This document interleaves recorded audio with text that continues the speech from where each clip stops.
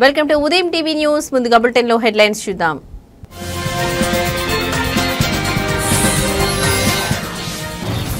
Telangana group 1 వివాదంలో కీలక మలుపు. సింగిల్ బెంచ్ తీర్పును డివిజన్ బెంచ్ లో అప్పీల్ చేసిన టీజీపీఎస్సీ.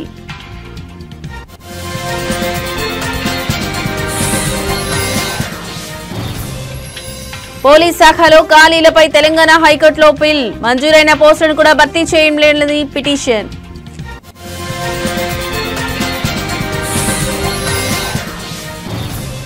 తెలంగాణ రాజ్యాధికార పార్టీని ప్రకటించిన తీన్మార్ మల్లన్న. ఎరుపు ఆకుపచ్చ రంగులతో జెండా ఆవిష్కరణ.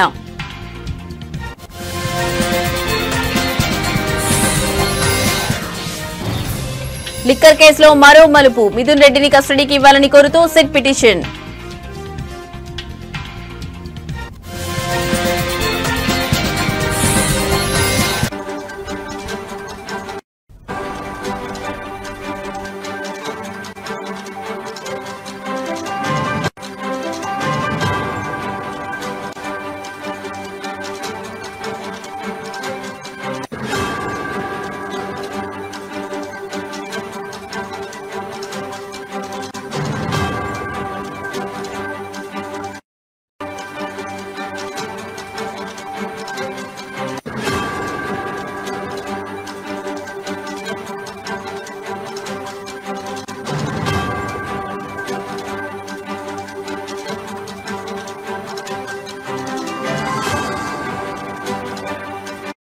రైట్, ఇక బ్రేకింగ్ న్యూస్ చూస్తున్నాం. తెలంగాణ గ్రూప్ 1 వివాదంలో కీలక మలుపు చోటు చేసుకుంది. కొన్ని రోజుల క్రితం తెలంగాణ హైకోర్టు గ్రూప్ 1 పిటిషన్లను కొట్టివేసి సంచలన తీర్పునిచ్చిన విషయం తెలిసిందే.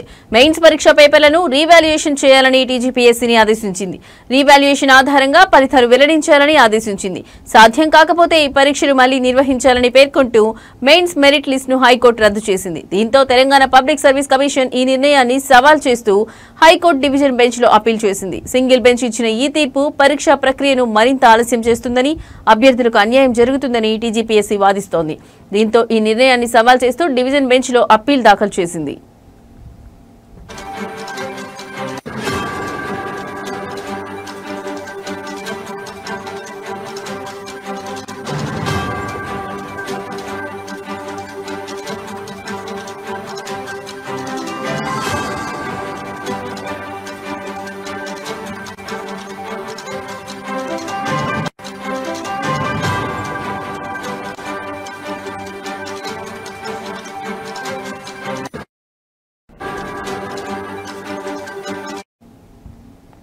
మూల్యాంకనంలో అక్రమాలు జరిగాయని, పరీక్షలు రద్దు చేయాలని కొందరు అభ్యర్థులు హైకోర్టులో పిటిషన్ దాఖలు చేశారు. 2023 అక్టోబర్ 21 నుంచి 27 వరకు జరిగిన గ్రూప్ 1 మెయిన్స్ పరీక్షలకు 21,000 మంది విద్యార్థులు హాజరయ్యారు. ఆ పరీక్షల ఫలితాలను టీజీపీఎస్సీ ఈ ఏడాది మార్చి 10న విడుదల చేసింది. ఈ ఫలితాల్లో అభ్యర్థులకు వచ్చిన మార్కులపై అనేక అనుమానాలు తలెత్తాయి. పరీక్షల్లో జెల్ పెన్నులు వాడడం, కోటి మహిళా కాలేజీలో పరీక్ష రాసిన అభ్యర్థులు ఎక్కువ మంది సెలెక్ట్ కావడం, తెలుగు మీడియం అభ్యర్థులు తక్కువగా ఎంపిక కావడం, కేవలం 2 సెంటర్ల నుంచే టాపర్లు ఉండడం తదితర అంశాలపై పలువురు అభ్యర్థులు కోర్టును ఆశ్రయించారు.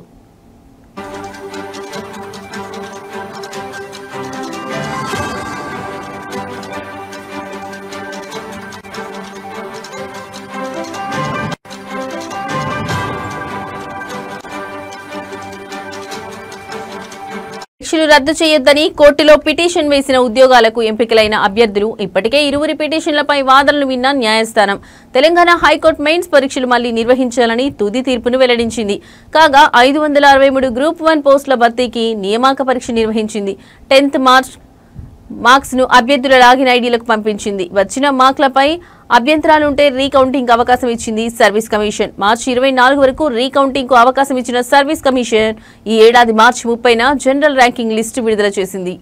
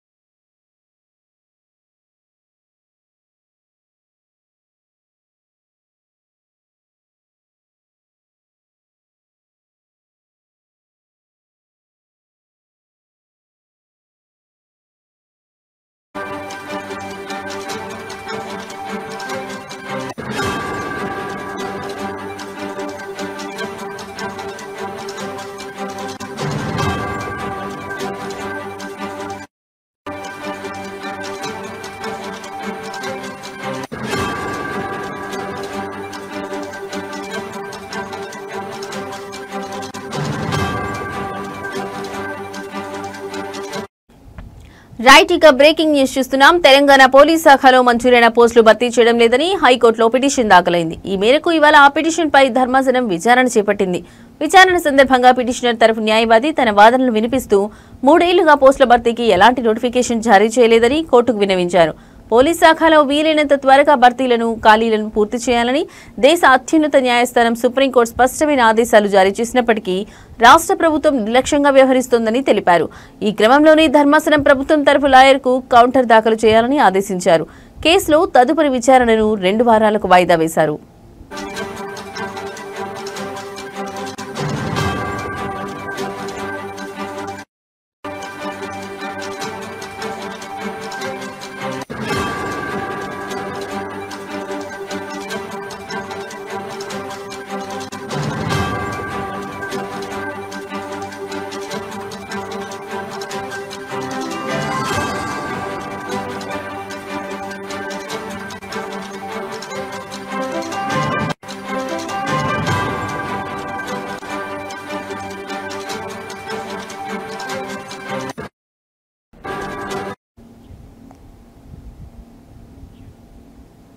రైట్ ఇక బ్రేకింగ్ న్యూస్ చూస్తున్నాం. తెలంగాణ పోలీస్ శాఖలో మంజూరైన పోస్టులు భర్తీ చేయడం లేదని హైకోర్టులో పిటిషన్ దాఖలైంది.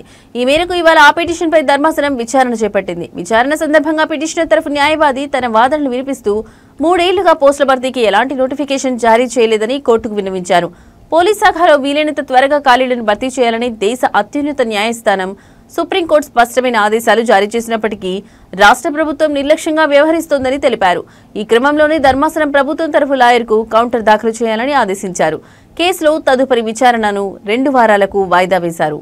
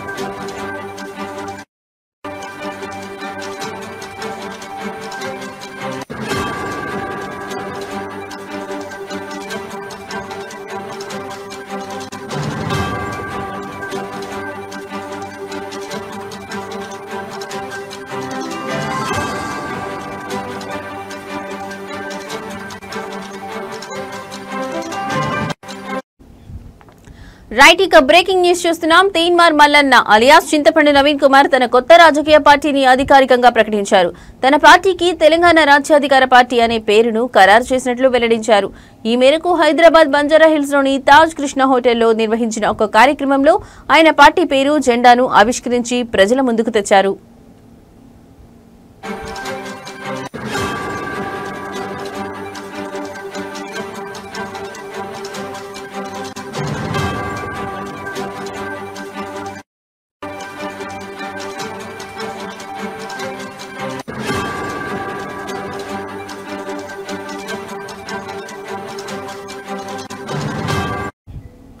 ఈ సందర్భంగా పార్టీ జెండాను కూడా పరిచయం చేశారు. పార్టీ జెండాను 2 రంగులతో రూపొందించారు. జెండా పై భాగంలో ఎరుపు రంగు, కింది భాగంలో ఆకుపచ్చ రంగు ఉన్నాయి. జెండా మధ్యలో కార్మిక చక్రాన్ని దాని నుంచి పైకి లేస్తున్నట్లుగా పిడికిలి బిగించిన మానవుడి చేతిని చిహ్నంగా పొందుపరిచారు. ఈ చిహ్నానికి ఇరువైపులా 2 ఆలివ్ ఆకులను చేర్చారు. జెండాపై ఆత్మగౌరవం, అధికారం, వాటా అనే నినాదాన్ని ముద్రించారు.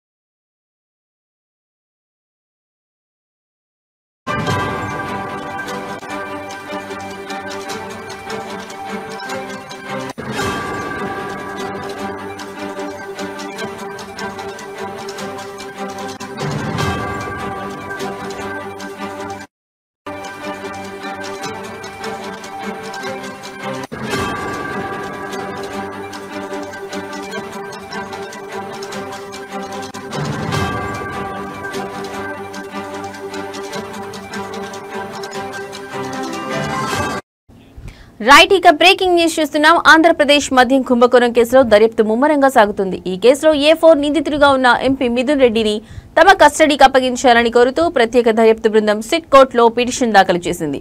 ఈ పరిణామం కేసులో మరో కీలక మలుపుగా మారింది.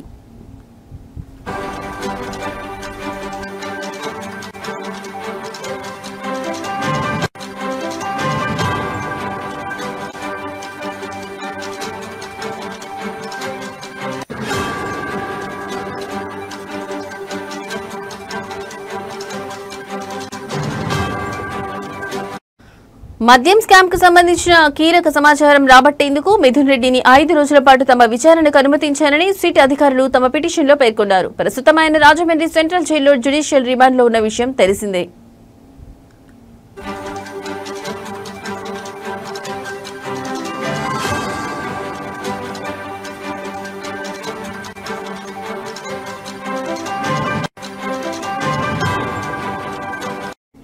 ఇటీవల జరిగిన ఉపరాష్ట్రపతి ఎన్నికల్లో ఓటు హక్కు వినియోగించుకునేందుకు ఎంపీ మిథున్ రెడ్డి కోర్టును ఆశ్రయించారు. దీంతో ఆయనకు న్యాయస్థానం షరతులతో కూడిన బెయిల్ మంజూరు చేసింది. ఎన్నికల్లో ఓటు వేసిన అనంతరం సెప్టెంబర్ 11వ తేదీ సాయంత్రం 5 గంటలలోపు తిరిగి రాజమండ్రి సెంట్రల్ జైల్లో లొంగిపోవాలని కోర్టు ఆదేశించడంతో ఆయన లొంగిపోయారు.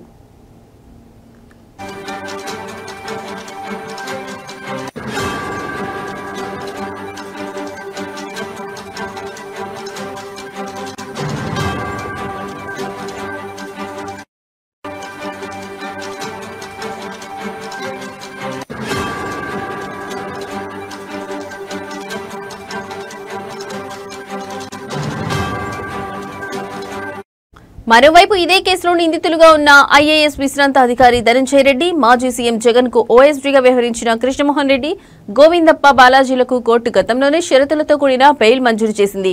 అయితే ఈ కేసులో ప్రధాన నిందితుడిగా ఆరోపణలు ఎదుర్కొంటున్న కసిరెడ్డి రాజశేఖర్ రెడ్డికి మాత్రం బెయిల్ లభించలేదు. కాగా ఈ కుంభకోణంలో భాగంగా ఇప్పటికే భారీ మొత్తంలో నగదు, ఆస్తులను అధికారులు జప్తు చేశారు. సిట్ పిటిషన్పై కోర్టు ఎలా స్పందిస్తుందనేది ఇప్పుడు ఆసక్తికరంగా మారింది.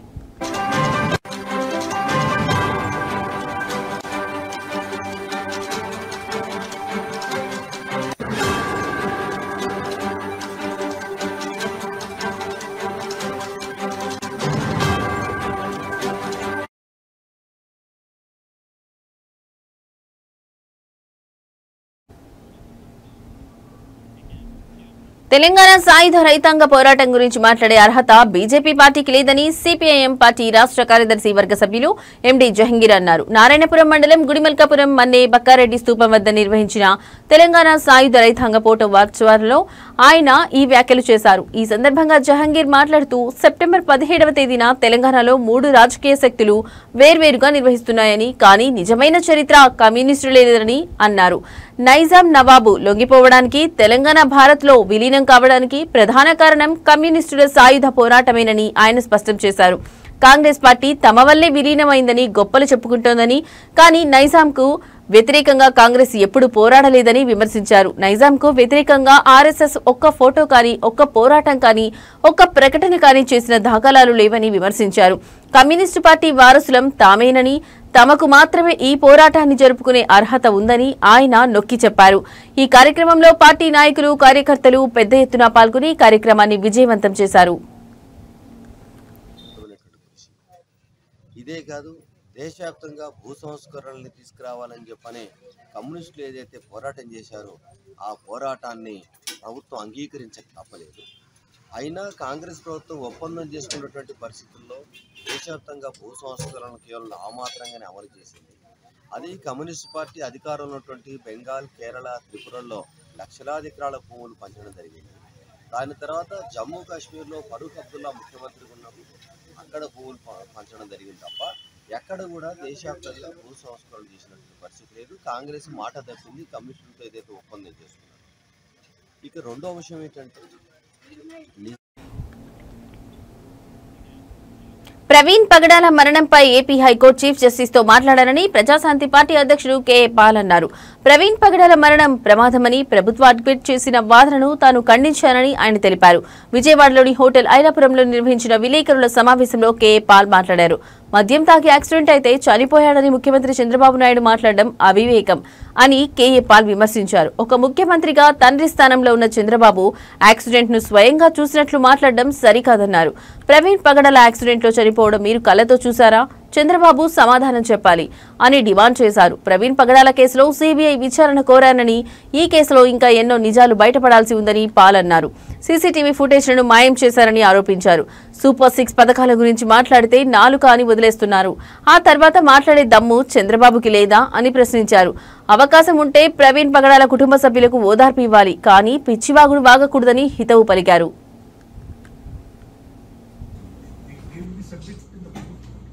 Yes, I want that to be submitted in the court. There is third kind of investigation, CBI investigation, private investigation. There are so many options. When the chief minister is saying he is drunk without finalizing the report, it is contempt of court, prejudice. Chief minister is the one accused here. That cannot time లేదు. ఒక ఉప ముఖ్యమంత్రిగా ఉండి ఇలాంటి బ్రతుకులు ఎందుకయ్యా మీకు? పైన దేవుడు ఉన్నాడు, తప్పించుకోలేరు. భూమి మీద నేనున్నాను, కేఏ పాల్, తప్పించుకోలేరు. ప్రజలు చూస్తున్నారు, తప్పించుకోలేరు. Each one reach 10, each one reach 100, each one reach 1000. అందుకనే 2 తెలుగు రాష్ట్రాల్లో దేశంలో న్యాయం జరగాలంటే జూబిలీ హిల్స్ లో ఇప్పుడున్న 3 పార్టీల్ని చిత్తుగా ఓడించి ప్రజాశాంతి పార్టీని గెలిపించండి. శనివారం ఉదయం 10 గంటలకు బూత్ కమిటీలుగా ఉంటానన్నవారు జూబిలీ హిల్స్ బై ఎలక్షన్ లో. ప్రధాని నరేంద్ర మోడీ జన్మదినోత్సవం విశ్వకర్మ జయంతి ఒకే రోజు రావడంతో భారతీయ జనతా ఓబీసీ మోర్చా ఆధ్వర్యంలో అమరావతిలో విశ్వకర్మ యజ్ఞ మహోత్సవాన్ని ఘనంగా నిర్వహించారు. ఈ సందర్భంగా ఏపీ బీజేపీ అధ్యక్షుడు మాధవ్ మాట్లాడుతూ అమరావతిలో విశ్వకర్మ విగ్రహాన్ని ఏర్పాటు చేస్తామని హామీ ఇచ్చారు. ప్రధాని మోడీ శంకుస్థాపన చేసిన ఉద్దండరాయునిపాలెంలో ప్రత్యేక యాగం నిర్వహించారు. ఈ సందర్భంగా మాధవ్ మాట్లాడుతూ అమరావతిలో భవ్యమైన రాజధాని నిర్మాణం జరుగుతుందని అన్నారు. ప్రధాని మోదీ వివిధ ప్రాంతాల నుంచి మట్టి నీరు తీసుకువచ్చి శంకుస్థాపన చేశారని, ఇది మన సాంప్రదాయమని, భగవంతుని ఆశీస్సులతో రాజధాని నిర్మాణం పూర్తవుతుందని ఆయన పేర్కొన్నారు. విగ్రహానికి దండేయటానికి కారణం ఇవాళ హైదరాబాద్ విమోచన దినోత్సవం. మన దేశానికి స్వతంత్రం 1947 ఆగస్టు 15 రావటం జరిగింది. కానీ నిజమైన స్వతంత్రం సెప్టెంబర్ 17, 1948లో రావటం జరిగింది. దేశంలో మధ్య భాగమైన హైదరాబాద్ ఆ రోజు కర్కశ నిజాములు అలాగే అత్యంత క్రూరమైన రజాకర్లు ఆ ప్రాంతాన్ని స్వయం ప్రతిపత్తి కలిగిన దేశంగా ప్రకటించాలని ఒక కుట్ర చేయటం, ఆ ప్రాంతంలో రజాకర్ల యొక్క అల్లర్ల కారణంగా మన తెలంగాణ బిడ్డలు ఏ విధంగా అల్లలాడిపోయారో, ముఖ్యంగా మరాఠ్వాడా రీజియన్ అలాగే కర్ణాటక అలాగే హైదరాబాద్ ప్రాంతాన్ని అంతా కూడా ఒక ప్రత్యేక దేశంగా చేయాలి అని చెప్పి ఆలోచన కూడా ఆ రోజు చేయటం జరిగింది. దాని వ్యతిరేకంగా సర్దార్ పటేల్ అనే ఒక వ్యక్తి నిలబట్టడం జరిగింది. నిజంగా సర్దార్ పటేల్ గానే లేకపోతే సెప్టెంబర్ 17 సాధ్యమయ్యేది కాదు. నెహ్రూ గారు ఈ దేశంలో లేని సమయంలో ఆయన కల్నల్ చౌదరి గారికి ఆయన పిలిపించి ఆపరేషన్ పోలో నేపథ్యంలో మన హైదరాబాద్ ఇవి ఇప్పటి వరకున్న బులెటిన్ అప్డేట్స్. మరో బులెటిన్ తో మళ్ళీ కలుద్దాం. నమస్తే.